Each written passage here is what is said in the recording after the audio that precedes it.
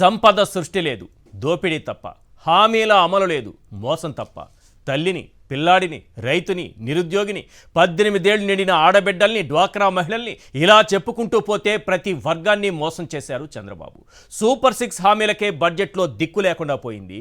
ఇక మేనిఫెస్టోలో మిగిలిన 143 హామీల అడ్రస్ దొరుకుతుందా? భూతద్దం వేసి వెతికిన గుండు సున్నా తప్ప ఒక్క పైసా కేటాయింపు లేదు, కంటికి కనిపించలేదు. ఎగ్గొట్టడంలో A1 మన బాబుగారు. అంతేకాదు, మన సీఎం గారు ఇంకో మాట అంటుంటారు, సంక్షోభంలో అవకాశాలు సృష్టిస్తానని.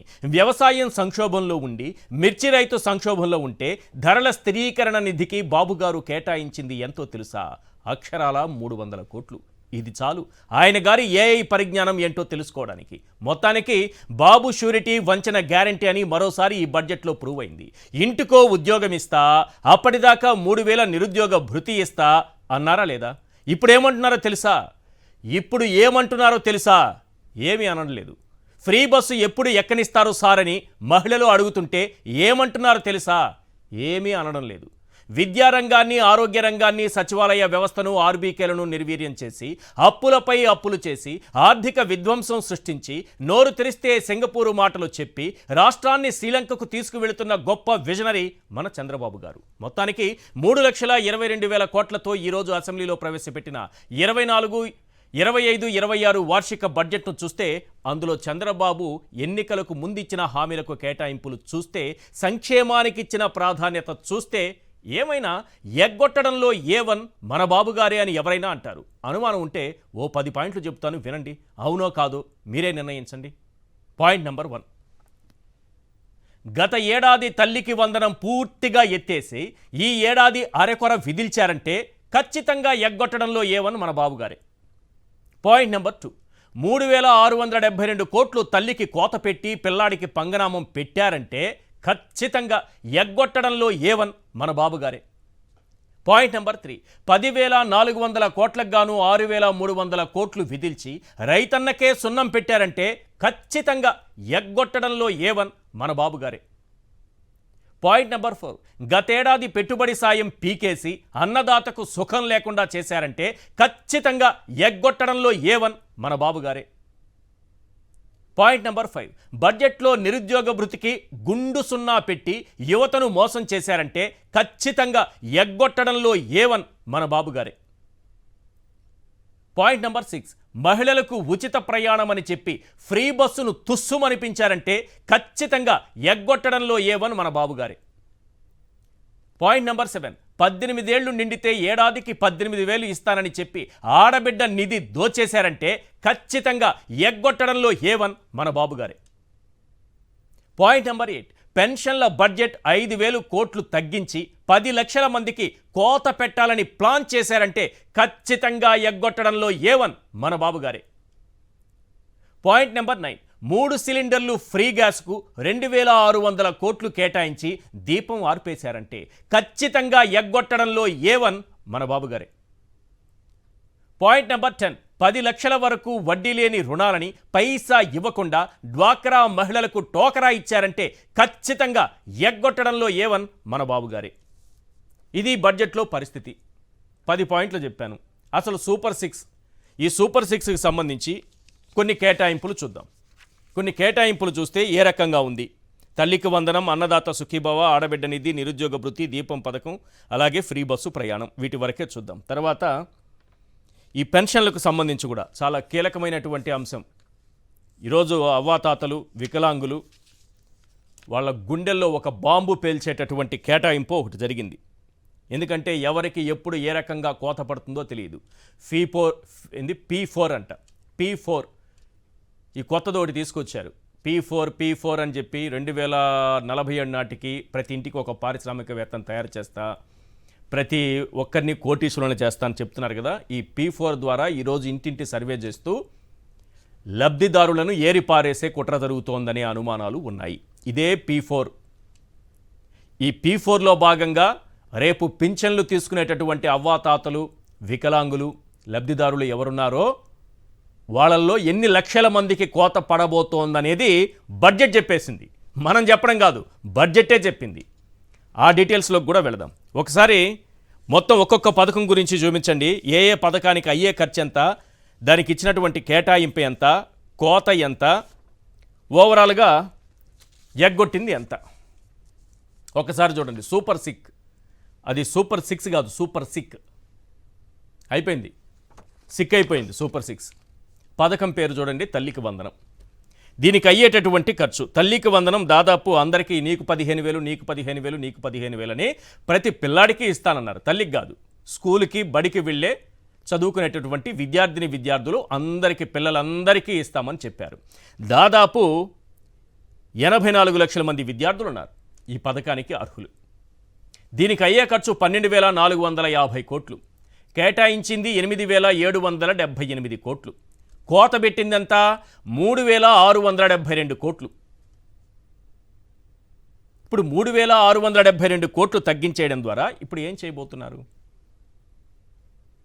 పైగా మధ్యంతర బడ్జెట్లో 5,387 కోట్లు పెట్టారు. ఈ 5,387 కోట్లలో ఒక్క రూపాయి కూడా తల్లికి వందనం పథకం కోసం ఖర్చు చేయలేదు. స్కూల్కి వెళ్ళే పిల్లాడిని పలక తీసుకోరా బాబు అని తల్లి దగ్గర డబ్బులు ఇవ్వలేదు, బలపం తీసుకోరా బాబు అని డబ్బులు ఇవ్వలేదు. ఈ 5,387 కోట్లు ఏమైపోయాయో తెలియదు. పోనీ కేటాయించారు కాబట్టి ఆ లెక్కన తీసుకున్న ఓవరాల్గా కేటాయింపుల వరకే చేసిన, గత ఏడాది ఇవ్వనందుకు, ఇప్పుడు కోత పెట్టినందుకు ఓవరాల్గా ఇప్పటి వరకు, అంటే గత విద్యా సంవత్సరం, ఇప్పుడు రాబోయేటటువంటి విద్యా సంవత్సరానికి బడ్జెట్ ప్రవేశపెట్టారు కాబట్టి ఓవరాల్గా ఎగ్గొట్టింది 16,122 కోట్ల రూపాయలు. ఒక్క తల్లికి వందనం పథకం కిందే బాబుగారి ప్రభుత్వం ఎగ్గొట్టింది గత విద్యా సంవత్సరం, ఈ విద్యా సంవత్సరానికి తీసుకుంటే 16,122 కోట్ల రూపాయలు ఎగ్గొట్టింది. నెక్స్ట్ అన్నదాత సుఖీభవ, దీనికి అయ్యేటటువంటి ఖర్చు 10,440 కోట్లు. ఉన్నది దాదాపు 53,58,000 మంది రైతులు ఉన్నారు. దీనికి కావాల్సింది 10,440 కోట్లు అయితే కేటాయించింది 6,300 కోట్లు. కోత పెట్టింది ఎంతయ్యా అంటే 4,140 కోట్ల రూపాయలు కోత పెట్టేశారు. అంటే అందరికీ రాదు ఇది, ఏ ఒకరికో ఇద్దరికో ఇస్తారు.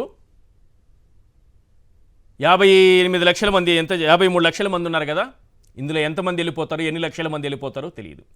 సో దీనికి కూడా గత మధ్యంతర బడ్జెట్లో 1000 కోట్లు కేటాయించారు. 1000 కోట్లు, 10,440 కోట్లు కావాలంటే 1000 కోట్లు కేటాయించారు. ఒక్క రైతుకైనా 1000 కోట్లు ఖర్చు పెట్టారా? అది కూడా తీసేస్తే గత సంవత్సరం ఇవ్వాల్సినటువంటి 20,000 కోట్లు, ఈ సంవత్సరం ఇవ్వాల్సినటువంటి 20,000 కోట్లు, ఇప్పుడు కేటాయించిన 6,300 కోట్లు, మొన్న మధ్యంతర బడ్జెట్లో పెట్టినటువంటి 1000 కోట్లు, ఇవన్నీ పోతే ఓవరాల్గా ఇప్పటి వరకు ఎగ్గొట్టింది 14,580 కోట్ల రూపాయలు ఎగ్గొట్టారు ఒక అన్నదాత సుఖీభవలోని. ఎగ్గొట్టినవే చూడండి. కేటాయింపు కోత పక్కన పెడితే ఒక్క అన్నదాత సుఖీభవకి ఎగ్గొట్టింది 14,580 కోట్ల రూపాయలు ఎగ్గొట్టారు. నెక్స్ట్ ఆడబిడ్డ నిధి చూద్దాం.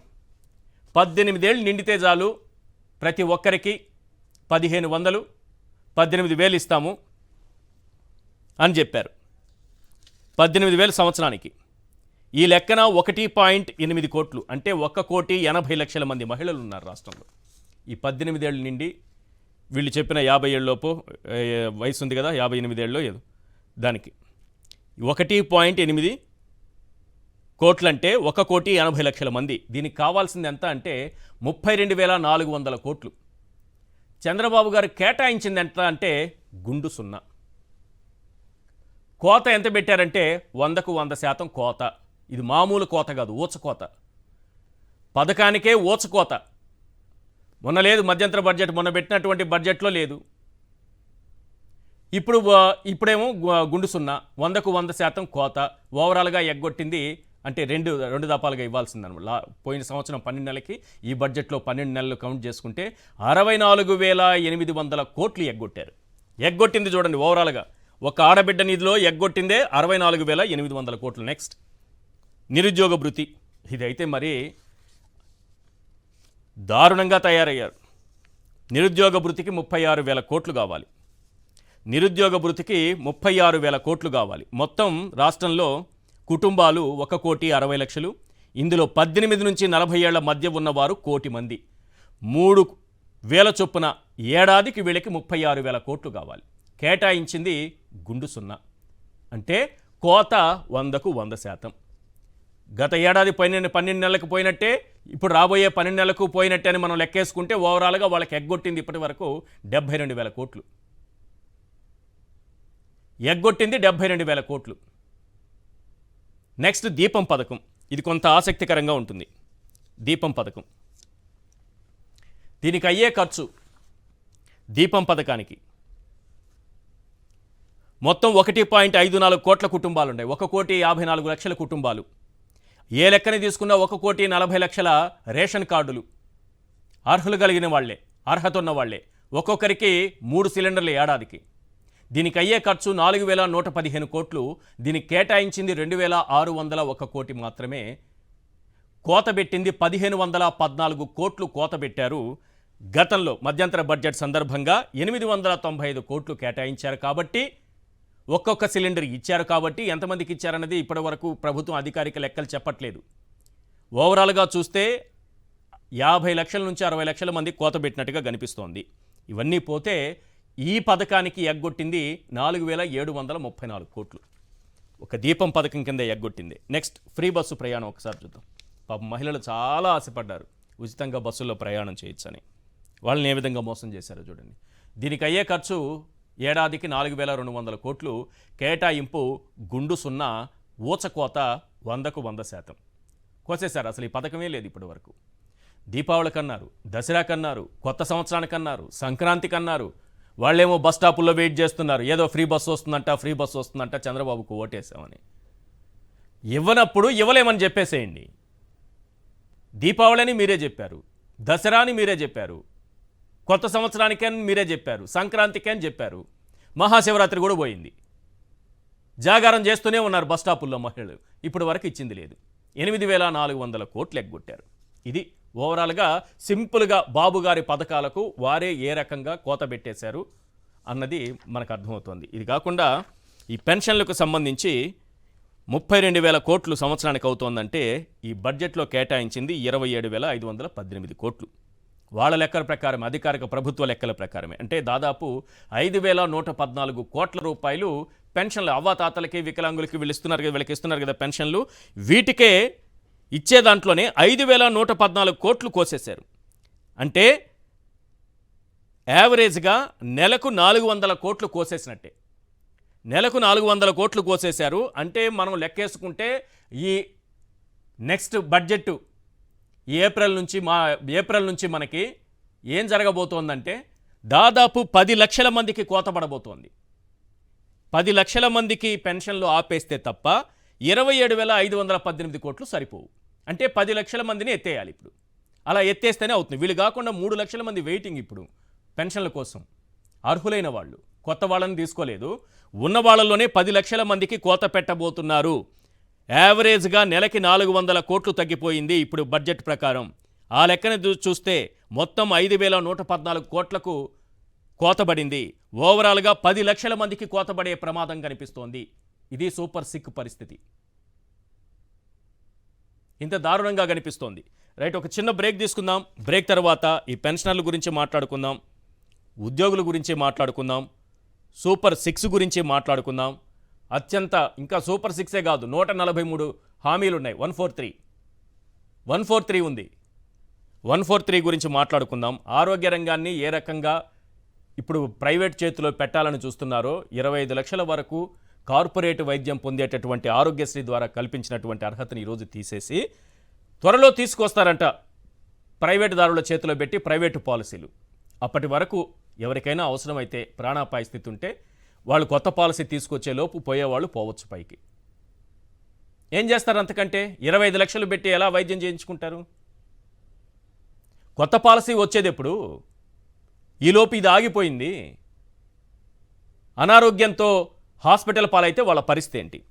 రైట్, చిన్నపిల్లల దగ్గర నుంచి, తల్లుల దగ్గర నుంచి, రైతుల దగ్గర నుంచి, నిరుద్యోగుల దగ్గర నుంచి, డ్వాక్రా మహిళల దగ్గర నుంచి, ఉచిత బస్సు ప్రయాణానికి అర్హులైన మహిళల దగ్గర నుంచి, 18 ఏళ్ళు నిన్న అమ్మాయిల దగ్గర నుంచి ప్రతి వర్గాన్ని ఏ రకంగా మోసం చేశారనేది క్లియర్గా మాట్లాడుకుందాం. చర్చలో పాల్గొంటున్నారు నాగార్జున యాదవ్ గారు, వైఎస్ఆర్సీపీ అధికార ప్రతినిధి, అలాగే రామ్నాథ్ గారు, సీనియర్ అనలిస్ట్.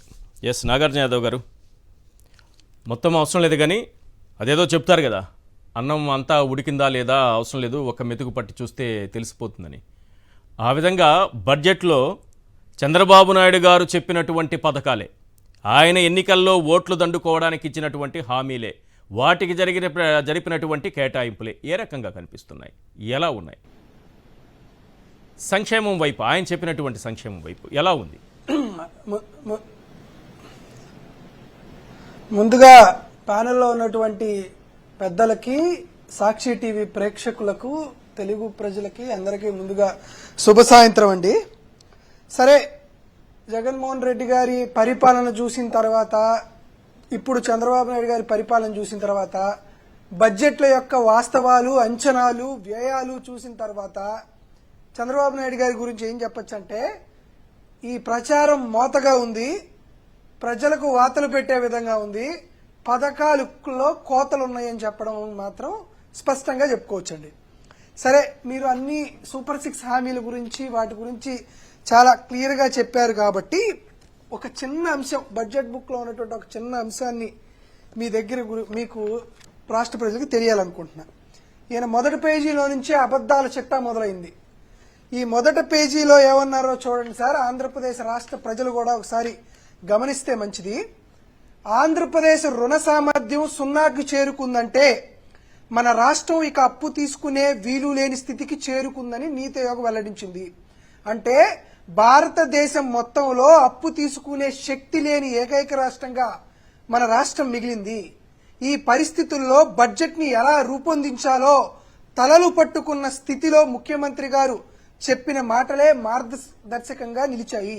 అధ్యక్ష, అణుదాడిలో విధ్వంసమైన హిరోషిమా నగరం లేచి నిలబడగా లేనిది, ఆర్థిక విధ్వంసం జరిగిన ఆంధ్రప్రదేశ్ ను తిరిగి నిలబట్టలేమా అన్న మాటల స్ఫూర్తితో ఈ బడ్జెట్ రూపొందింది అధ్యక్ష అని పయ్యావుల కేశవ్ గారు తన బడ్జెట్ ప్రసంగంలో చెప్పారండి. ఇది చూసి ఏమనుకుంటాం, అసలు బడ్జెట్ పెట్టుకునే పరిస్థితి లేదు, అప్పులు ఎక్కడా ముట్టలేదు, అసలు చంద్రబాబు నాయుడు గారు అప్పు తీసుకునేటువంటి వెసులుబాటు కూడా లేదు అని అందరూ భయపడిపోయి బెదిరిపోయినటువంటి పరిస్థితి. ఈయన హిరోషిమా నగరాన్ని కూడా కంపేర్ చేస్తే అసలు ఏందో ఈ విధ్వంసం అనుకోవచ్చు. అందుకని ఎమ్మటే ఈ బడ్జెట్ బ్రీఫ్ వాల్యూమ్ 6లో చూద్దాం సార్. నిజంగానే సార్ అప్పు ముట్టకుండా తలలు పట్టుకున్నటువంటి పరిస్థితి ఎలా ఉందో చూద్దాం. ఇందులో ఏం చెప్పారంటే 2024-26కు సంబంధించి 25-26కు సంబంధించి చంద్రబాబు నాయుడు గారు చెయ్యాలనుకుంటున్నటువంటి అప్పు వాళ్ళు చెప్పింది ఓపెన్ మార్కెట్ లోన్స్ కాడి నుంచి 80,456 కోట్లు ఓపెన్ మార్కెట్స్ నుంచి. తర్వాత గవర్నమెంట్ ఆఫ్ ఇండియా లోన్లు 21,700 కోట్లు, అదర్ లోన్స్ 1,500 కోట్లు, లోన్స్ అండ్ అడ్వాన్సెస్ 25 కోట్లు. మొత్తం 2025-26 ఆర్థిక సంవత్సరానికి చంద్రబాబు నాయుడు గారు తెస్తున్న అప్పు ఈ ఏడాదిలో, అంటే వచ్చే ఏడాదిలో 1,03,681 కోట్ల రూపాయలండి. 1,03,681 కోట్ల రూపాయలు 2025 మార్చి 31 నుండి 2026 మార్చి 31 దాకా, అంటే వచ్చే ఆర్థిక సంవత్సరంలో అప్పు తీసుకొస్తాననేటువంటి చెప్పిన లెక్కలు. బడ్జెట్ ప్రసంగంలో పయ్యావుల కేశవులు చెప్పిందేంది, తీసుకొస్తున్న అప్పేంది. సరే, ఇప్పుడు అయిపోయిన ఏడాది, అంటే చంద్రబాబు నాయుడు గారు ముఖ్యమంత్రి అయినటువంటి జూన్ 4వ తేదీ నుండి ఈ నెలాఖరికి, అంటే మార్చి 31వ తేదీ లోపు, అంటే ఈ రోజు ఫిబ్రవరి 28 కాబట్టి ఈ రోజుకి తెచ్చిన అప్పు ఎంత అంటే 91,454 కోట్ల రూపాయలండి. ఇది రివైజ్డ్ ఎస్టిమేషన్స్ బడ్జెట్ లో చెప్పింది. ఓన్లీ బడ్జెట్ లో చూపించేటువంటి ఆబ్జెక్ట్, నేను ఆఫ్ బడ్జెట్ చెప్పట్లా, అదే విధంగా కార్పొరేషన్స్ ఇచ్చేటువంటి అప్పుల గురించి చెప్పట్లా, డైరెక్ట్ గా కేవలం చంద్రబాబు నాయుడు గారు తెచ్చిన అప్పు బడ్జెట్ లో చూపించే అప్పులు, బడ్జెట్ లో చూపించిన అప్పులే 97,000 కోట్ల రూపాయలు ఆల్రెడీ ఈ 10 నెలల్లో తెచ్చాడు. ఎంతుంది మొత్తం? 91,454 కోట్లు అండి. 91,454 కోట్ల రూపాయలు ఈ 10 నెలల్లో తెచ్చిన అప్పు. ఈ 10 నెలల్లో తెచ్చిన అప్పు మరి రాబోయే అప్పే 12 పుట్టదు, నెలల్లో, అప్పే పుట్టకుండా అంటే ఆర్థిక విధ్వంసం అన్నారు. ఎట్లా 2026 ఇది ఎలా సాధ్యమైంది? వాళ్ళ అబద్ధాలు అట్లుంటాయి సార్. వచ్చే 12 ఏళ్ళకి అంటే వచ్చే 12 నెలలకి వాళ్ళు తెస్తా అన్న అప్పు 1,03,681 కోట్ల అంటే మొదటి పేజీలో ఇంట్రోలో మనం ఏదో ఒక అబద్ధం రాసేస్తే ప్రజలు ఆ అబద్ధం చదివి నిద్రపోతారు, లోపల ఉండేది ఎవడు చదవడు అనుకున్నారేమో. సరిపోతుంది కదా, ఏముంది, రాష్ట్రం అంతా నిద్రపోతుంది. సార్. ఇప్పుడు ఎలాగో మద్యం ఆశ్చర్యంగా పాలసీ గురించి గొప్పగా మొత్తం- చెప్పుకుంటున్నారు కదా, తాగి నిద్రపోతారు అనుకున్నారేమో, లోపల ఎవడు చదవడు అనుకున్నారేమో. దానికి సంబంధించి సార్ వీళ్ళు సుమారుగా ఎంత అంటే వీళ్ళు ఎంత బడ్జెట్ ఎంత పెట్టారు సార్? 3,22,359 కోట్ల రూపాయలు బడ్జెట్ పెట్టి ఆంధ్రప్రదేశ్ రాష్ట్రంలో అనవసర ఖర్చు తగ్గించుకోవడానికి ఈ బడ్జెట్ బుక్లు ప్రింట్లు చేయరంట. ఈ బడ్జెట్ బుక్లు ప్రింట్లు చేయరంట ఎందుకంటే అనవసరమైన ఖర్చు. అంటే ప్రజాప్రతినిధులకి, మీడియాలకి ఇటువంటి బడ్జెట్ పత్రాలు ఎవరట స్పెషల్ ఫ్లైట్ వేసుకొని అమరావతి నుంచి పక్కన గుంటూరుకి ఎక్కడికి ఇది వెళ్ళి తప్పని చెప్పడానికి ప్రత్యేక విమానాలే కదా తిరుగుతున్నాయి 10 కిలోమీటర్లకు కూడా. ఇది చూడండి సార్, ఇది దీనికి సంబంధించి ఒకటి అప్పు గురించి మరొకటి అంశం తీసుకొస్తున్నా.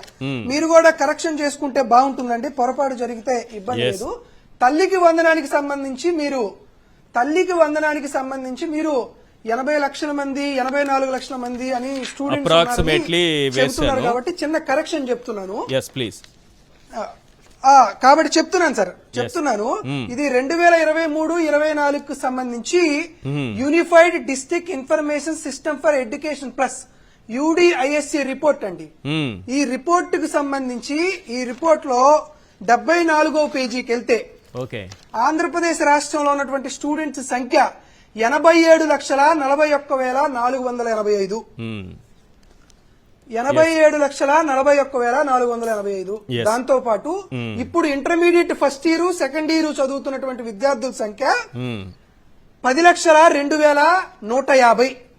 అంటే అమ్మ ఒడి ఇవ్వాల్సింది ఇంటర్మీడియట్ వాళ్ళతో కూడా కాబట్టి మొత్తం కలుపుకుంటే 97,44,355 మందికి నీకు 15,000 కింద లెక్కిస్తే 14,616 కోట్ల రూపాయలు అవుతుంది సార్. 14,616 కోట్ల రూపాయలు లెక్క అవుతుంది. కేటాయింపు కేవలం 8,778 కోట్ల రూపాయలు మాత్రమే. అవును. కాబట్టి ఇది కూడా కొంత లేటెస్ట్ సమాచారం కాబట్టి ఆ అంకెలు కూడా మార్చుకుంటే బాగుంటుంది అనేది విషయం. ఇంకొకటి దాంతో పాటు ఇక చెప్పాల్సినవి చాలా ఉన్నాయి సార్. కాస్త సమయాభావం తీసుకున్నానని మీరు తప్పుగా అనుకోకండి. మీరు ఆల్రెడీ చెప్పేసేశారు కాబట్టి మన రాష్ట్ర అభివృద్ధి మళ్ళీ ఏం చెప్పారు 7వ పేజీలో, మన రాష్ట్ర అభివృద్ధికి ఎన్డీఏ కట్టుబడి ఉంది. గౌరవ ప్రధానమంత్రి శ్రీ నరేంద్ర మోదీ గారి సహకారంతో మేము ఎన్నో తీసుకొస్తున్నామని చెప్పారు కాబట్టి కేంద్ర ప్రభుత్వం నుంచి ఎంత వచ్చినాయో ఒకసారి మీ అందరికి తీసుకొద్దామండి. గ్రాంటినైడ్ జగన్మోహన్ రెడ్డి గారు ముఖ్యమంత్రిగా ఉండగా 2023-24కి కేంద్ర ప్రభుత్వం నుంచి గ్రాంటినైడ్ కింద 34,701 కోటి రూపాయలు వచ్చిందండి. ఎంత? 34,701 కోటి రూపాయలు. మాదప్పుడు సింగిల్ ఇంజినే, ఇప్పుడు డబుల్ ఇంజన్. పవన్ కళ్యాణ్తో కలుపుకుంటే ట్రిపుల్ ఇంజిన్. ఈ ట్రిపుల్ ఇంజిన్ ఎంత తీసుకొచ్చింది అంటే 21,966 కోట్ల రూపాయలు. ట్రిపుల్ ఇంజిన్ 21,966 కోట్ల రూపాయలు. అంటే వీళ్ళు 30,330 కోట్ల రూపాయలు వస్తాయని అంచనా వేస్తే చాచి లెంపకాయ కొడితే కేంద్ర ప్రభుత్వం 21,966 కోట్ల రూపాయలు వచ్చింది. ఇప్పుడు చంద్రబాబు నాయుడు ఏం చెప్తున్నాడంటే ఈ సంవత్సరం ఆయన సాధించిన 21,966 కోట్ల రూపాయలు ఉంచుకొని లేదు వచ్చే సంవత్సరం 32,384 కోట్ల రూపాయలు తీసుకొస్తామని చెప్తున్నాడు. అసలు నాకు అర్థం కావట్లా. మీరు త్రిపుల్ ఇంజనీర్ సర్కారు, మీరు లేకపోతే అక్కడ కేంద్ర ప్రభుత్వం ఉండదు, మీరు అక్కడ ఇద్దరు కేంద్ర మంత్రులు ఉన్నారు, మీకు ఇక్కడ డిప్యూటీ సీఎం గారు ఉన్నారు, మీరు ఏది చెప్తే అది జరుగుతుంది కదా, రాష్ట్ర ప్రభుత్వానికి ఎందుకు ఎట్లొచ్చినాయి ఇవన్నీ బడ్జెట్ లెక్కలు సార్ చెప్తుంది. దీంతో పాటు ఇంకో ఆసక్తికరమైన అంశం చెప్తాయనండి సార్. నేను చూసి షాక్ అయ్యా. పెన్షన్స్ కి సంబంధించి మీరు చెప్పారు 27,518 కోట్ల రూపాయలు పెన్షన్స్ కు పెట్టారు అని. అవును సార్ ఒకసారి కొంత వెనక్కి, అంటే ఇది ఆంధ్రప్రదేశ్ గవర్నర్ గారు ఇచ్చినటువంటి ప్రసంగం 24 ఫిబ్రవరి 2025. ఓకే, మొన్నటికి మొన్న. దీంట్లో 7th పేజ్ 13వ పేరాకి వెళ్ళండి. మ్మ్. 7th పేజ్ 11వ పేరాకి వెళ్ళండి. రాష్ట్రంలో 64 లక్షల మంది లబ్ధి పొందుతున్నారు పెన్షన్ల కోసం. ఆ, ఈ పెన్షన్ల కోసం ఏడాదికి 33,312 కోట్ల వ్యయాన్ని చేయాలి. మ్మ్. మేము ఈ 10 నెలల్లో 29,281 కోట్ల మొత్తాన్ని పంపిణీ చేయడం అయింది అని ఓకే. గవర్నర్ గారు శ్రీ ఎస్ అబ్దుల్ నజీర్ గారు రాశారు. ఇది 2024-25 ఆర్థిక సంవత్సరానికి సంబంధించి. కానీ వచ్చే ఆర్థిక సంవత్సరానికి ఎంత చెప్తున్నారు? 27,518 కోట్ల రూపాయలు. Yes. అంటే సుమారుగా 27,518 కోట్ల రూపాయలు. అవును. ఈ సంవత్సరానికే 33,312 కోట్ల రూపాయలు వ్యయం అవుతుంది అని అంచనా వేస్తే వచ్చే సంవత్సరానికి 6,000 కోట్ల రూపాయలు తగ్గించి 27,000 కోట్ల రూపాయలకే అదే పరిమితం చేస్తే దీని ఉద్దేశం ఏంటి సార్? ఏమవుతుంది? సుమారుగా 20% మంది, ప్రతి 100లో 20 మందిని మ్మ్. తీసేస్తున్నారనే లెక్క కదా. అంటే పండుటాకులకి పెన్షన్లు ఉండవు అనేవి క్లియర్ కట్ గా ఇక్కడ అర్థం అవుతున్నటువంటి విషయం. దీంతో Right. పాటు Right. ఇంకా ఆసక్తికరమైనటువంటి అంశం ఏంటంటే, Yes. ఒక్క నిమిషం సార్, చివరిది ఒక్క నిమిషం చెప్పేసి వెళ్తా. ఎందుకంటే Yeah, please. అమరావతి గురించి చెప్పకపోతే చాలా ఇబ్బంది మాట్లాడదాం. పడేటువంటి అమరావతి అంశాలు గురించి కాబట్టి ప్రత్యేకంగా అమరావతి గురించి మాట్లాడుకోవాలి ఒక్క కదా, నిమిషం అది చెప్తాను. ప్రత్యేకమైంది కదా, ప్రత్యేకంగా మాట్లాడదాం. కాదు సార్ ఒక్క నిమిషం. please. ఈ ఒక్కటే బడ్జెట్ చెప్పండి. కాపీలో, చెప్పండి. బడ్జెట్ లో 26వ పేజీలో ఏం చెప్పారంటే, మ్మ్. మేము రాజధానుల పనుల నిర్మాణం కోసం బడ్జెట్ నుంచి ₹1 కూడా కేటాయించడం లేదు. కానీ రాజధానుల పనులు ప్రారంభం కాబోతున్నాయి. మా ముఖ్యమంత్రి గారు చెప్పిన విధంగా అమరావతి సెల్ఫ్ సస్టైనబుల్ ప్రాజెక్ట్ అని నిరూపితమైంది. తనకు తానే ఆర్థిక వనరులు సంపాదించుకునే ప్రాజెక్టే అమరావతి అన్నారు. మేము కూడా ఏం చెప్తున్నాం అంటే ఇది ప్రాజెక్టే కానీ రాజధాని కాదు అని చెప్తున్నాం. ఈ ప్రాజెక్ట్ కి సంబంధించి అమరావతి ద పీపుల్స్ క్యాపిటల్ 6,000 కోట్ల రూపాయలు కేటాయిస్తున్నట్లు బడ్జెట్ బ్రీఫ్ లో 4th పేజ్ లో చెప్పారు. లేదని చెప్పారు ఇక్కడ 26వ పేజీ 54వ పేరాలో మేము ఎక్కడా ₹1 చెప్పట్ల. ఓకే. దీంట్లోనేమో 6,000 కోట్ల రూపాయలు కేటాయిస్తున్నాం అని చెప్పారు. మ్మ్. బడ్జెట్ ప్రసంగంలోనే మేము ₹1 కేటాయించట్లేదు అంటున్నారు. మ్మ్. ఇది కాకుండా 15,000 కోట్ల రూపాయలు మేము బయట నుంచి అప్పులు తీసుకొస్తున్నాం అని చెప్తున్నారు. అవును. సార్ ఇది బడ్జెట్ పత్రాలు అనుకుంటున్నారా, లేకపోతే ఆంధ్రప్రదేశ్ రాష్ట్రానికి సంబంధించి మా ధనంతో మాకు సంబంధించి మా పన్నులతో ఏర్పడినటువంటి డబ్బులకి లెక్కగట్టి ప్రజాప్రతినిధుల సమక్షంలో ఇవ్వాల్సినటువంటి ఈ బడ్జెట్ పత్రాలని చిత్తు కాగితాల కింద మీరు లెక్క పెడుతున్నారా అనేది మాకు అర్థం కావట్లేదు. రైట్. ఇది కేవలం నేను 4-5 అంశాలు 52,000 కోట్లు ఇప్పుడు చేస్తున్న అమరావతి కోసం చేస్తున్న 52,000 కోట్లు అప్పు కాకుండా 6,000 కోట్లు కేటాయించారు. ఇప్పుడు కేటాయించామని చెబుతున్నారు సార్. ఈ బడ్జెట్ లో 6,000 కోట్ల రూపాయలు కేటాయించామని చెబుతున్నారు. ఓకే. కానీ బడ్జెట్ ప్రసంగంలో అయితే లేదు. కేటాయించలేదని చెప్తున్నారు. రైట్. ఎస్ రామ్నాథ్ గారు, ప్రసంగంలో కేటాయించట్లేదు, ఇది సెల్ఫ్ సస్టైనబుల్ ప్రాజెక్ట్ అని చెప్తున్నారు. అవును. రైట్. రామ్నాథ్ గారు ఏంటి సార్ ఈ బడ్జెట్ చూస్తే ఏమనిపించింది చెప్పండి ఫస్ట్. ఈశ్వర్ గారు, మీకు నాగార్జున యాదవ్ గారికి నమస్కారం. నమస్తే సార్. ఇది ఎలా అనిపించిందంటే, చంద్రబాబు నాయుడు గారు రోబో సినిమాలో రజనీకాంత్ ఒక సీన్ లో మొత్తం కత్తులు కటార్లన్నీ ఆకర్షించేస్తారు తన మ్యాగ్నెట్ పవర్. ఎన్నికల ముందు అలా కనిపించారు చంద్రబాబు నాయుడు గారు. ఆ సూపర్ 6 తో అసలు విశ్వరూపం చూపించేసరికి మహిళలు జనాలు అంతా చేతులెత్తి దండం పెట్టారు. అదే సీన్ లో కొద్దిసేపటి తర్వాత మొత్తం మ్యాగ్నెట్ పవర్ వదిలేస్తే మొత్తం అన్ని కత్తులు కటార్లు అన్ని కింద పడిపోతాయి. అక్కడ వరకు సినిమా అది చిప్ అంతా కూడా కరప్టెడ్ అయిపోయి అది మళ్ళీ విలన్ గా మారిపోయి సినిమా మళ్ళీ అక్కడికి తీసుకెళ్ళకండి.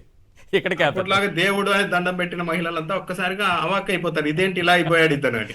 సేమ్ అలా అనిపించింది. అంటే ఈ రోజు బడ్జెట్లు ఏంటంటే, ఈ రాష్ట్రం నాశనం అయిపోయిందని ప్రపంచం మొత్తం అనుకున్నా పర్వాలేదు, వైఎస్ఆర్ కాంగ్రెస్ పార్టీ మీద జగన్మోహన్ రెడ్డి మీద నిందలేస్తే చాలు అన్నట్టుగా బడ్జెట్ ప్రసంగం అయితే మొదలు పెట్టారు. మనం ఇంకా బాగా అబ్జర్వ్ చేస్తే అయిష్టంగానే అతి కష్టంగా మనసు రాకపోయినా సరే కొన్నన్నా అమలు చేయక తప్పని పరిస్థితి ఎందుకు వచ్చింది అంటే, మీరు బాగా అబ్జర్వ్ చేస్తే ఈ తల్లికి వందనం అనేది అమ్మఒడి పథకం, ఓకే, రైతు అన్నదాత సుఖీభావ అనేది గతంలో రైతు భరోసా, ఈ రెండు జగన్మోహన్ రెడ్డి తెచ్చారు. మిగిలిన సూపర్ 6 తర్వాత ఎందుకంటే జనాలకి తెలియదు ఎలా ఉంటుంది అది అనేది. ఈ 2 పథకాలు చెప్పాలంటే ఆన్ గోయింగ్ జగన్మోహన్ రెడ్డి తెచ్చారు కాబట్టి వాటిని కూడా ఆపేయడం వల్ల పెద్ద ప్రభుత్వం మీద బాగా ఒత్తిడి ఉంది. దానివల్ల అయిష్టంగానే దానిని ఏదో మూవ్ చేయడానికి అయితే పెద్ద ఎత్తున ట్రై చేస్తూ ఉన్నారు. దాంట్లో కూడా కోతలు పెట్టారు, అన్ని ఇంకా చాలా ఉంటుంది దాంట్లో. అయితే పయ్యావుల్ గారు ప్రసంగం ఏంటంటే ప్రజల్ని మళ్ళీ ఇంకోసారి అమాయకులు అనుకున్నారో ఏమో కానీ తన బడ్జెట్ ప్రసంగం అంతా ఒక పొలిటికల్ స్పీచ్ లాగా నడుచుకుంటూ వెళ్ళిపోయారు. గతంలో ఏదైనా ఒక స్కీమ్ ప్రస్తావించేటప్పుడు గర్వంగా చెప్పేవాళ్ళు, మేము ఈ స్కీమ్ అప్లై చేయబోతున్నాం, దీనికి ఇన్ని వేల కోట్లు కేటాయిస్తున్నాం, ఇంతమంది లబ్ధిదారులు ఉంటారు అని చెప్పేవాళ్ళు. కానీ ఎక్కడా కూడా పయ్యావుల్ కేశవ్ గారి ప్రసంగంలో ఆ డేటా లేదు, బుక్కుల్లో ఉంది. బుక్కులు వెళ్ళి మామూలు సామాన్య జనాలు అయితే వెళ్ళి ఎవరు బుక్కులు చూసే పరిస్థితి ఉండదు. కాబట్టి చాలా పద్ధతిగా ప్రజల్ని ఎలా మోసం చేయాలి అన్నట్టుగానే ఈ బడ్జెట్ అయితే రూపొందించారు. ఇక అమరావతిలో ₹1 ఖర్చు చేయడం లేదు, అదేదో ఆర్టిఫిషియల్ ఇంటెలిజెన్స్ తో రోబోలాగా తనకు తానే వనరులు సమీకరించుకొని వరల్డ్ బ్యాంక్ తో ఏషియన్ బ్యాంక్ తో అన్ని బ్యాంకులతో అదే చర్చలు జరుపుకొని డబ్బులు తెచ్చుకుంటుంది అన్నట్టుగా చెప్పారు. బడ్జెట్ బుక్కుల్లో ఏమో 6,000 కోట్లు కేటాయించేశారు. పైగా అమరావతికి 6,000 కోట్లు కేటాయించి ఈ రాష్ట్రంలో నిర్మాణంలో ఉన్న పోర్టులు, ఎయిర్పోర్టులు అన్నిటికీ కలిపి 300-400 కోట్ల చిల్లరేమో కేటాయించేశారు. అంత తక్కువగా పెట్టారు. అంటే వీళ్ళ ప్రయారిటీ పూర్తిగా అక్కడ 605 కోట్లు పెట్టారు పోర్టులకి, ఎయిర్పోర్ట్లకి అన్నిటికీ కలిసి. అమరావతికి మాత్రం ₹1 మేము ఇవ్వడం లేదు అంటూనే.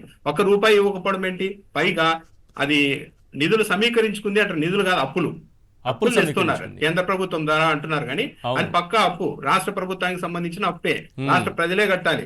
ఆ అమరావతి పరిధిలోని ఆ 20-25 గ్రామాల ప్రజలు మాత్రమే సంబంధించిన అప్పు కాదు, అది రాష్ట్ర ప్రజలందరి అప్పు. కానీ దాన్ని అలా మ్యానిపులేట్ చేయడానికి ట్రై చేశారు. సార్, ఈ చంద్రబాబు నాయుడు గారు ఏదో ఈ మధ్య కాలంలో గేమ్ చేంజర్ అనే వర్డ్ వాడుతూ గోదావరి బనకచెర్ల అన్నారు, అదేం ప్రస్తావన ఎక్కడ కనపడలేదు. దానికి ఇంకా నిధుల సమీకరణ కోసం ప్రయత్నాలు చేస్తున్నాం అన్నారు, కానీ ఒక లైన్ చెప్పేసి వదిలేశారు. దాంట్లో ఎక్కడా కూడా నిధులు కేటాయింపు కానీ ఏమీ.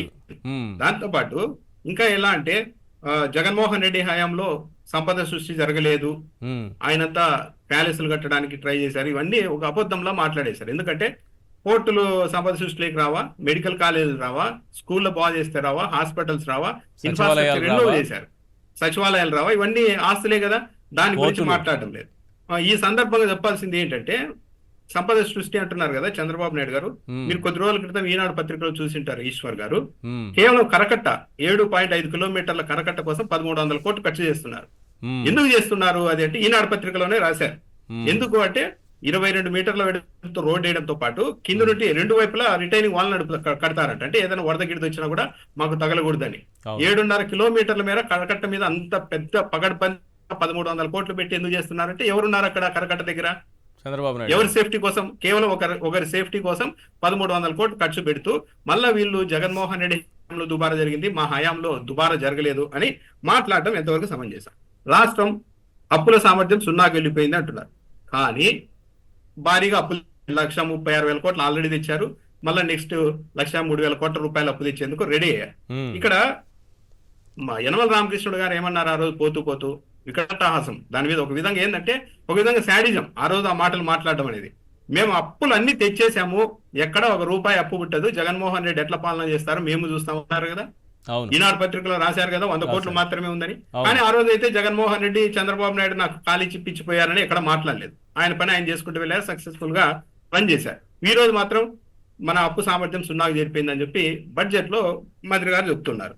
దాంతో పాటు చాలా విషయాలు 95లో జీతాలు చెల్లించలేని దయనీయ స్థితిలో రాష్ట్రం ఉన్నప్పుడు చంద్రబాబు నాయుడు గారు బాధ్యతలు చేపట్టి ఆర్థిక పరిస్థితిని చక్కదిద్దారు అన్నారు. 95కు ముందు ఎన్టీఆర్ గారు కూడా కొద్ది కాలం పాటు పాలించారు. మరి అప్పటికే ఎన్టీఆర్ హయాంలో జీతాలు ఇచ్చే పరిస్థితి లేకుండా ఉండేదా? దానికి తోడు అసలు కాంగ్రెస్ గవర్నమెంట్ ఉన్న రోజులు ఈ రాష్ట్రము రెవెన్యూ మిగుల్లో నడిచింది, మొత్తం సర్ప్లస్ ఉండేది. కానీ ఎప్పుడైతే తెలుగుదేశం పార్టీ ఎంటర్ అయిన తర్వాతనే ఆర్థిక లోటులోనికి వెళ్ళిపోయింది. చంద్రబాబు నాయుడు గారు ఎప్పుడు ముఖ్యమంత్రిగా ఉన్నా సరే భారీగా ఆర్థిక లోటు అనేది ఉండేది. ఇంకా ఈ అప్పుల గురించి మాట్లాడుతున్నారు కానీ మన రాష్ట్ర అప్పును 1,00,000 కోట్ల రూపాయలకు అప్పట్లోనే మొత్తం దేశం అంతా చూసింది. 1,00,000 కోట్ల రూపాయలకు అప్పు వెళ్ళిపోయింది ఆ ఏపీకే. అంటే 6 ఏళ్లలో అది పెద్ద అప్పు. ఆ స్థాయికి తీసుకెళ్లిన ఘనత మన చంద్రబాబు నాయుడు గారికి దక్కుతుంది. 90లో విజన్ 2020 అంటే ప్రతిపక్షాలని విమర్శించాయని కూడా రాజకీయ ప్రసంగం చేశారు పయ్యావుల్ కేశవ్ గారు. ప్రతిపక్షాలు విమర్శించడం కాదు, స్విట్జర్లాండ్ ఆర్థిక మంత్రి పాస్కన్ వచ్చి ఏది రెడ్డి స్లాబ్ ఎలా అయితే అభివృద్ధి చెందుతుందో మా రాష్ట్రం కూడా అలాగే అభివృద్ధి చెందుతుందని పోలిక పెడితే ఇలాంటి మాటలు మా దేశంలో చెప్తే జైల్లోనే పెడతారు, లేకుంటే ఇంకో చోటుకన్నా తీసుకెళ్తారు అని ఏముంది ఆయన మాట్లాడారు. చెప్పిందే చెప్పండి, పిచ్చి ఆసుపత్రిలో జాయిన్ చేస్తారని చెప్పారు.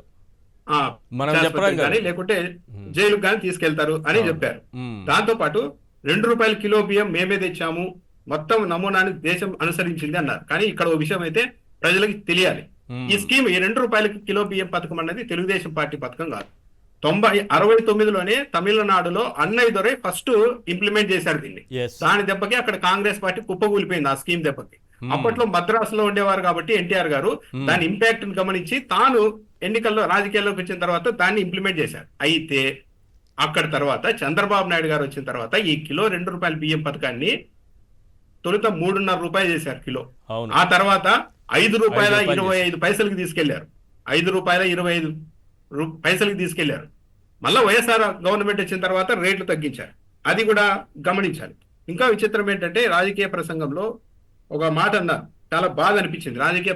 బడ్జెట్ ప్రసంగంలో కూడా ఇలా మాట్లాడతారా పయ్యావుల కేశవ్ గారని. గతంలో చెత్త పన్ను పైన పాలకులు చెత్త పన్ను వేస్తే అధ్యక్ష ఎవరు మన స్పీకర్ చింతకాయల అయ్యన్న పాత్రుడిని ఉద్దేశించి మీరు ఆ పాలకుల పైన చేసిన వ్యాఖ్యలు పెను ప్రకంపనాలు సృష్టించాయి, అది అక్షరాల నిజమైంది అని. అంటే ఆ మాట వాడితే బాగోదు అని ఏది చిల్లర నా కొడుకులు అంటూ మాట్లాడారు అప్పట్లో. ఇంకా స్పీకర్ చెత్త పేరు పెట్టి కూడా ఏదో మాట్లాడారు, చెత్త నా కొడుకులు అంటూ మాట్లాడారు. దాన్ని గొప్ప విషయంగా పెను ప్రకంపనలు సృష్టించింది అన్నట్టుగా మాట్లాడారు. ఇక నారా లోకేష్ గారు శాసనాల్లో చెక్కించాలన్నా అది శాశ్వతంగా నిలవడానికి.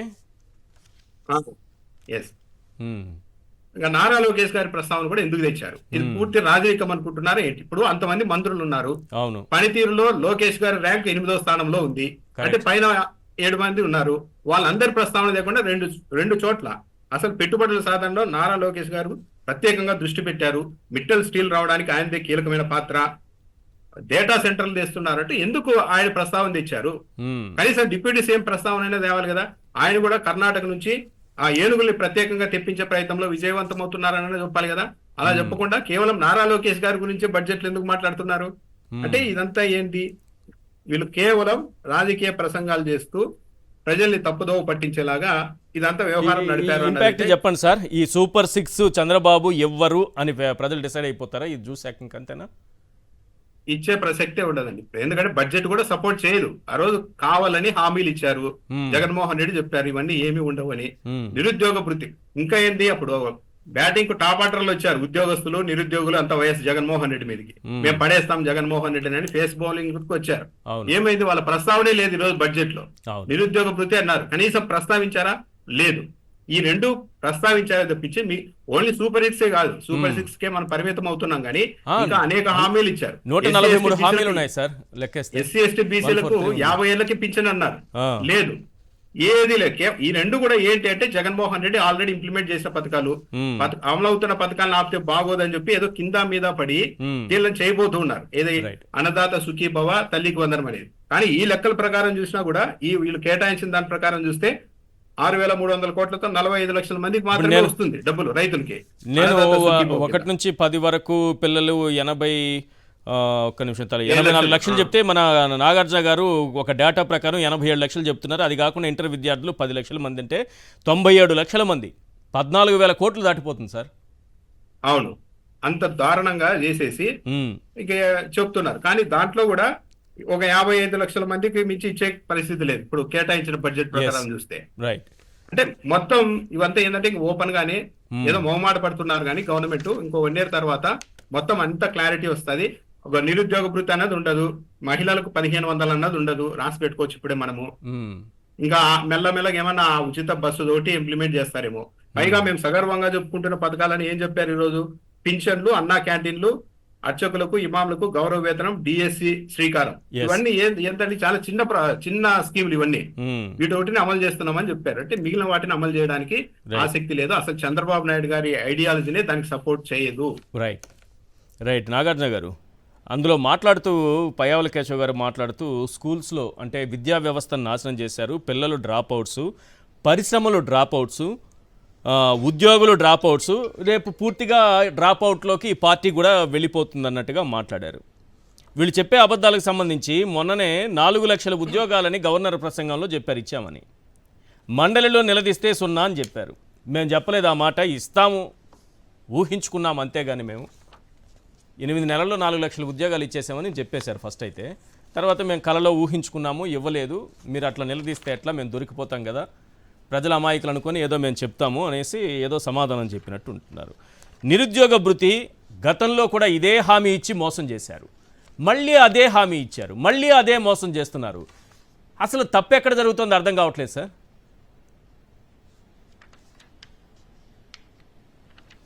సార్ నమస్తే సార్, మీకు మరొకటి మీరు చెప్పారు కాబట్టి దాన్ని కూడా ముందుకు తీసుకెళ్తాను. విద్య గురించి ఒక్క నిమిషం చెప్తే ముందు దీని గురించి చెప్తాను అగండి. ఉద్యోగాల గురించి ఒక పాయింట్ లో చాలా గవర్నర్ గారి ప్రసంగంలో 3వ పేజీ 15వ పేజీ రెండు గమనించండి అండి. 3వ పేజీలో ఏం చేశారంటే ఇప్పటి వరకు ఇన్వెస్టర్లు 6,50,000 కోట్లు అంటే 6.5 lakhs crores పెట్టుబడులు పెట్టారు, మరియు 4 లక్షల మందికి ఉపాధి అవకాశాలు కల్పించబడినది అని రాశారండి. 3వ పేజీ. 15వ పేజీకి వెళ్దాం. ఉంది 15వ పేజీ ఉంది సార్, ఇదిగోండి మళ్ళీ చదివి వినిపిస్తా. ఇప్పటి వరకు ఇన్వెస్టర్లు 6.5 లక్షల కోట్ల రూపాయలు పెట్టుబడులు పెట్టారు, మరియు 4 లక్షల మందికి ఉపాధి అవకాశాలు కల్పించబడినది. తెలుగులోనే చదువుతున్నా. మరి తప్పు, మీరు తప్పుగా 15వ పేజీకి వెళ్దాం ఆగండి సార్, 15వ పేజీకి వెళ్దాం ఆగండి సార్. 15వ పేజీలో ఇప్పుడు గౌరవ ముఖ్యమంత్రి గారు స్పీడ్ ఆఫ్ డూయింగ్ బిజినెస్ పై దృష్టి సారించారు. ఈ కార్యక్రమం ద్వారా 4,700 ఎకరాల్లో 800కు పైగా భూ కేటాయింపులు విజయవంతంగా నిర్వహించి 78,000 కోట్ల రూపాయలు పెట్టుబడులు ఆకర్షించడంతో పాటు 48,789 ఉద్యోగాలను కల్పించడం అయింది. 4 లక్షల ఉద్యోగాలు, 6 లక్షల కోట్ల పెట్టుబడులు అంటారు 3వ పేజీలో. 15వ పేజీలో అది 3వ పేజీ కథ. 15వ పేజీ కథలో వచ్చిన పెట్టుబడులే 78,000 కోట్లు, వచ్చినటువంటి ఉద్యోగాలు 48,779 కోట్ల రూపాయలు అంటారు. ఈ 3వ పేజీకి 15వ పేజీ మధ్య ఏం జరిగిందనేది ఎవరు చెప్తారో, గవర్నర్ గారు చెప్తారా, ముఖ్యమంత్రి గారు చెప్తారా, ఉప ముఖ్యమంత్రి గారు చెప్తారా, నారా లోకేష్ గారు చెప్తారా, ఎవరు చెప్తారో మాకు అర్థం కావట్లా. కేవలం ఒకే ప్రసంగంలో 3వ పేజీ నుంచి 15వ పేజీలో రాగానే 6 లక్షల కోట్ల రూపాయల పెట్టుబడులు వచ్చినాయి అంటే ఆంధ్రప్రదేశ్ రాష్ట్రమా, అమెరికాకు అధ్యక్షులా అర్థం కావట్లేదు. దాంతో పాటు విద్య గురించి చెప్తా పోయే ముందు ఇంకొక చిన్నది చెప్తాను సార్, చాలా గట్టిగా ప్రజలు గుండె రాయి చేసుకుని వినండి. వచ్చే సంవత్సరంలో కూడా విద్యుత్ ఛార్జీలు మామిడి బగిలేటట్లు పెరగబోతున్నాయి. ఎట్లా? అది మాత్రం మీకు చెప్పగలుగుతున్నా. ఎందుకు చెప్పగలుగుతున్నానంటే ఏపీఆర్సీ వాళ్ళు ఆంధ్రప్రదేశ్ రాష్ట్ర ప్రభుత్వానికి ఒక లేఖ రాసి, అయ్యా ఆంధ్రప్రదేశ్ రాష్ట్ర ప్రభుత్వం అమలు చేసేటువంటి పథకాలకు గాని లేకపోతే ఇచ్చే వాటికి గాని ఎటు చూసుకున్నా కూడా 12,632 కోట్ల రూపాయల లోటు మాకు కనిపిస్తుంది. ఈ 12,632 కోట్ల రూపాయల లోటు మీరు కాని మాకు చెల్లించకపోతే మేము ప్రజలపైన కరెంటు ఛార్జీలు పెంచి మేము డబ్బులు వసూలు చేసుకోవాల్సి వస్తుందని ఏపీఆర్సీ చెప్పింది. దానికి ఆంధ్రప్రదేశ్ రాష్ట్ర ప్రభుత్వం ఏం చెప్పిందంటే, లేదు ఆ 12,632 కోట్ల రూపాయలు నేను ఇచ్చేస్తాను అని చెప్పింది. సో నేనేమనుకున్నానంటే ఏపీఆర్సీకి ఇవ్వాల్సినటువంటి ఆ గ్యాప్ వైబిలిటీ ఫండింగ్ అంటే ఆ మధ్యలో ఉన్నటువంటి ఆ అంతరానికి సంబంధించినటువంటి 12,632 కోట్ల రూపాయలు ప్లస్ ఆక్వా ఫార్మర్స్ గాని లేకపోతే ఎస్సీ ఎస్టీలకు ఇచ్చేటువంటి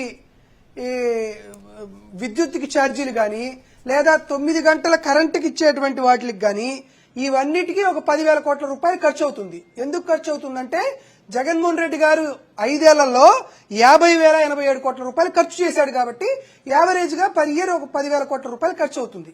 కాబట్టి నేనేమనుకున్నానంటే ఈ 12,632 కోట్ల రూపాయలు ప్లస్ యథావిధిగా ఇచ్చేటువంటి ఈ 10,000 కోట్ల రూపాయలు మొత్తం కలుసుకొని సుమారుగా 22,632 కోట్ల రూపాయలు పెట్టుబడి ఏమన్నా మనం ఎనర్జీ సెక్టార్ కి బడ్జెట్ లో కేటాయింపులు జరుగుతాయేమని మేము భావించాం. కట్ చేస్తే ఎనర్జీకి వాళ్ళు కేటాయించింది 13,600 కోట్ల రూపాయలు మాత్రమే. అంటే సుమారుగా ఒక 13,000 కోట్ల రూపాయలకి సంబంధించిన సర్ఛార్జీలు లేకపోతే గ్యాప్ వైబిలిటీ లేకపోతే ట్రూ అప్ ఛార్జీలు ఆంధ్రప్రదేశ్ రాష్ట్రంలో ఉన్నటువంటి కరెంటు వాడుకునేటువంటి ప్రతి వినియోగదారుడి పైన కూడా పడే అవకాశం ఈ బడ్జెట్ చూసిన తర్వాత అనిపిస్తుంది. సో బాధుడు ఉంటుంది కాబట్టి ఇది కూడా ఆంధ్రప్రదేశ్ రాష్ట్ర ప్రజలు బాధుడే అని నాకు అనిపిస్తుంది సార్. ఇది 99.99% అలానే మాకు కనపడుతుంది. అవును. కాబట్టి దీనిపైన కూడా ఖచ్చితంగా రేపు బడ్జెట్ సెషన్ లో దాని మీద కూడా ఏం క్లారిటీ ఇస్తారనేది చూసుకోవాలి. దాంతో పాటు ఆయన మనబడి అంటే నాడు నేడు పేరు మార్చారు కదా, మనబడి మన భవిష్యత్తు, జగనన్న గోరుముద్ద పేరు మార్చి డొక్కా సీతమ్మ మధ్యాహ్న బడి భోజనం, resident schools, pre power schools, వీటన్నిటికీ ఒక 3,480 కోట్ల రూపాయలు ఖర్చు పెట్టారండి. ఖర్చు పెడతా అని చెప్తున్నారు. కానీ జగనన్న గోరుముద్దకు పర్ ఇయర్ కేటాయించిందే 1,689 కోట్లు. ఈ విద్యా కానుక వాటికి వీటికి ఒక 700 కోట్ల రూపాయలు కేటాయించారు. ఈ లెక్కను చూస్తుంటే అయిపోతుంది. ఆ 3,486 కోట్ల రూపాయలు సరిపోవు. మరి ఎట్లా చేస్తారో పిల్లలు, మరి బట్టలు వేసుకొని వెళ్ళాలి, షూలు, లేసులు, ఐడి కార్డులు, బెల్టులు, వీటన్నిటికీ మరి ఎక్కడి నుంచి డబ్బులు వస్తాయో అర్థం కావట్లేదు. దాంతో పాటు బీసీ, ఎస్సీ, ఎస్టీలకి 2023-24 మధ్యలో పిల్లలకి మంచి భోజనం పెట్టారు, మధ్యాహ్న భోజనము ఉదయం నుంచి. అలాగే వారంలో కూడా మొత్తం మార్పు, మెనూలో మార్పులు అంతకుముందు లేవు కదా. కాదు సార్, అంతకుముందు లేవు కదా. ఆ పరిస్థితికి తీసుకెళ్తారు. అంతకుముందు చంద్రబాబు నాయుడు గారి పాలనే కదా, అంతకుముందు బాగుందంటే కదా వాళ్ళకి.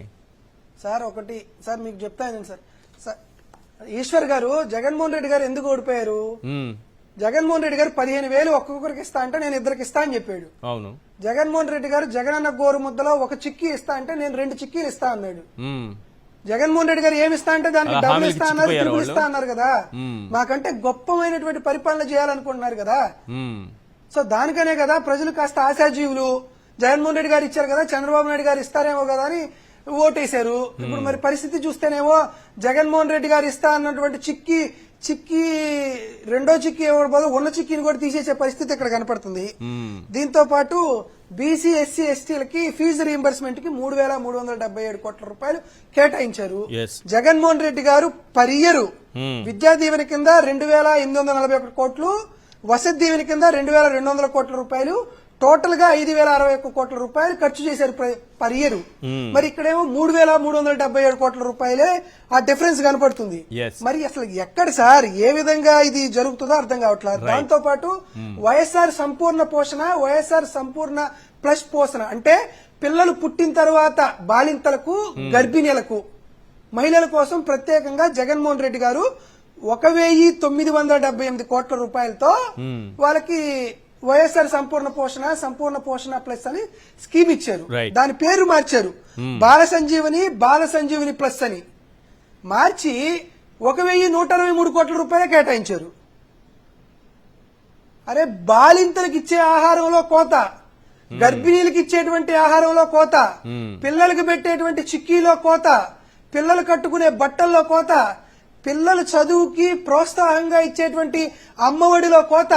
ఇది కోతల ప్రభుత్వమా లేకపోతే పథకాలు ఇచ్చే ప్రభుత్వం అర్థం కావట్లేదు. కూటమి ప్రభుత్వాన్ని పేరు మార్చి కోతల ప్రభుత్వాన్ని పెట్టుకుంటే ఇంకా బాగుంటుందని రెండు రకాలుగా ఉంటాయి సార్. చూడండి సార్, రెండు రకాలుగా ఉంటుంది. నాగార్జున యాదవ్ గారు, ఎన్నికలకు ముందు కోతలు కోయడము, బడ్జెట్ లో కోతలు కోయడం, రెండు కోతలే సార్. ఈ ఒకటి మరి సంపద సృష్టి అంటున్నారు సార్. ఒక్క చివరి కన్ఫర్మేషన్, రామ్నాథ్ గారికి కూడా కొంత ఇబ్బంది అయితే వారికి కూడా నాకు క్షమాపణ చెప్తున్నా. ఇది కాదు సార్, సంపద సృష్టి అంటున్నారు కదా సార్, అది కూడా చెప్పాలి. సంపద సృష్టిలో ప్రైమరీ డెఫిసిట్ 39,000 కోట్ల రూపాయలు ఉండడం ఏంటి సార్? ప్రైమరీ డెఫిసిట్ 39,946 కోట్లు ఉండడం ఏంది? దాంతో పాటు ఫిజికల్ డెఫిసిట్ 73,360 కోట్ల రూపాయలు ఉండడం ఏంది? ఇంకా ఈయన అదృష్టం చెప్పమంటారు కదా సార్. వచ్చే సంవత్సరం కూడా 79,960 కోట్ల రూపాయలు ప్రైమరీ డెఫిసిట్ ఉంటుందని చెప్తున్నాడు. ప్రైమరీ డెఫిసిట్ అదే ఫిజికల్ డెఫిసిట్ అటు ఉందంటున్నారు. వచ్చే సంవత్సరం కూడా రెవెన్యూ డెఫిసిట్ 33,185 కోట్ల రూపాయలు ఉంటుందంటున్నాడు. Right sir. అంటే 3,22,000 కోట్ల రూపాయలు 3,22,000 కోట్ల రూపాయలతో బడ్జెట్ పెట్టి దాంట్లో 80,000 కోట్ల రూపాయలు బడ్జెట్ మాకు రాదు, నాకు డెఫిసిట్ ఉంది, సార్, లోటు రామ్నాథ్ ఉందని గారు, చెప్తున్నారు. ఒక మరి చిన్న సంపద పాయింట్. సృష్టి ఎక్కడి నుంచి వస్తుందో అర్థం కావట్లేదు. ఏదో కాపులంతా కూడా మనకి పవన్ కళ్యాణ్ గారు DCM గా ఉన్నారు, ఏదో చాలా మేలు జరుగుతుంది అనుకున్నారు. గత ప్రభుత్వం కాపు సంక్షేమం కోసం 24,000 కోట్లు కేటాయించింది, ఖర్చు చేసింది. ఏంటి సార్ ఈసారి అసలు ఆ ఊసు, ఆ పేరు, అసలు ప్రస్తావన ఏమీ లేదు. అంటే భారం అంతా పవన్ కళ్యాణ్ మీద వేశారేమో. మేము కాపులకి ఏమి కేటాయించాం, నీవే తీసుకురాలా ఓటు బ్యాంక్ అంతా అన్నారు. ఏం మొత్తం చంద్రబాబు నాయుడు గారి పైన వేసేసాం కదా ఇంతసేపు. పవన్ కళ్యాణ్ గారు డిప్యూటీ CM గా ఉన్నారు కదా. అంటే ఇప్పుడు సమాధానం పవన్ కళ్యాణ్ చెప్పుకుంటారు కదా, పవన్ కళ్యాణ్ ఇరుకుని పెట్టడం ఒక విధంగా. అది నువ్వు ఉన్నావని ఓట్లు వేసాం నిన్ను నమ్మి, కానీ ఏం చేయలేదంటే ఏం చెప్పుకుంటారు సమాధానం? ఎవరు? పవన్ కళ్యాణ్ అడుగుతారు సామాజిక వర్గం వాళ్ళు. ఏంటి నిన్ను నమ్మి ఓటు వేసాం కదా అని. షూరిటీ ఈయనే కదా, బాబు గ్యారంటీకి ఈయన షూరిటీ. కాబట్టి అది పవన్ కళ్యాణ్కి ఇబ్బంది. అంటే ఓవరాల్ గా ఏంటి అంటే ఈ బడ్జెట్ ఇవన్నీ చూసిన తర్వాత చంద్రబాబు నాయుడు గారు ఒకదాని ఫిక్స్ అయిపోయారేమో. ఏముంది, ఒకసారి గెలుస్తాం, ఒకసారి ఓడతాం. ఇవన్నీ హామీలు ఇవ్వడం అంతా ఎలా ఇచ్చారంటే మొన్న ఎలక్షన్ లో చావు బతుకుల సమస్యల మధ్య మొత్తం హామీలన్నీ ఇచ్చేశారు, అధికారంలోనికి వచ్చారు. ఇంకేముంది, 5 ఏళ్ళు అయితే తిరుగులేదు. ఇదే ఫార్ములా మీద నడుస్తున్నారు. ఇప్పటికే భారీగా సబ్ చేస్తున్నారు ఎక్కడొక్కడ ఎమ్మెల్యేలు, టీడీపీ కార్యకర్తల నుంచి మొత్తం. చంద్రబాబు నాయుడు గారు కూడా చూసి చూడనట్లు వదిలేస్తూ ఉన్నారు.